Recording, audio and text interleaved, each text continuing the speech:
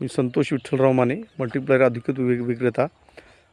मी आता विरसनी तालुका हिमायतनगर जिल्हा नांदेड येथील शेतकरी अमोल गोरे यांच्या शेतावर कपाशीच्या प्लॉटला मल्टीप्लायर वापरायला दिलं होतं त्यांना. तर त्याचे रिझल्ट कशा प्रकारे आहेत त्यांच्या तोंडून ऐकून घेऊ. काय नाव आपलं? माझं नाव अमोल सीताराम गोरे. तर कपाशीच्या प्लॉटसाठी आपण काय काय खते योजना केली? आपण 2 वेळेस मल्टीप्लायर फवारणी केली. अच्छा. आणि मल्टीप्लायर ड्रेंचिंग वगैरे केली का? ड्रेचिंग नाही केली, फवारणीतच वापरलं. आणि त्याच्यासोबत दुसरं काय वापरलं का? नाही नारायणास्त्र वगैरे नारळास्त्र नाही वापरलं. नाही वापरलं. तर फवारणी करण्या अगोदर आणि फवारणी केल्यानंतर जे आपल्या कापसाची परिस्थितीबद्दल काय सांगता तुम्ही?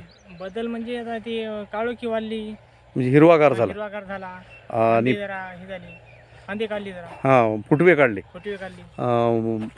तुरीवर काय परिणाम वाटते? तुरी हिरवी झाली, काळोखी वाढली ना. काळुकी वाढली आणि लाग फुले पात्या बोंड डाग भरपूर आहे सर. असं का? आणि अटॅक कीड रोगाचा अटॅकबद्दल काय सांगाल तुम्ही? नाही म्हणजे कीड रोग नाही सर. नाहीत का? तर तुमचा अनुभव शेतकऱ्याबद्दल काय सांगाल तुम्ही? शेतकऱ्यांना वापरायला पाहिजे. वापरायला पाहिजे. मल्टीप्लायर आणि नारायणास्त्रचा वापर करायला पाहिजे असं तुमचं म्हणणं आहे. तर तुम्ही मल्टीप्लायरचा वापर करण्याबाबत समाधानी आहात का? हो सर. धन्यवाद.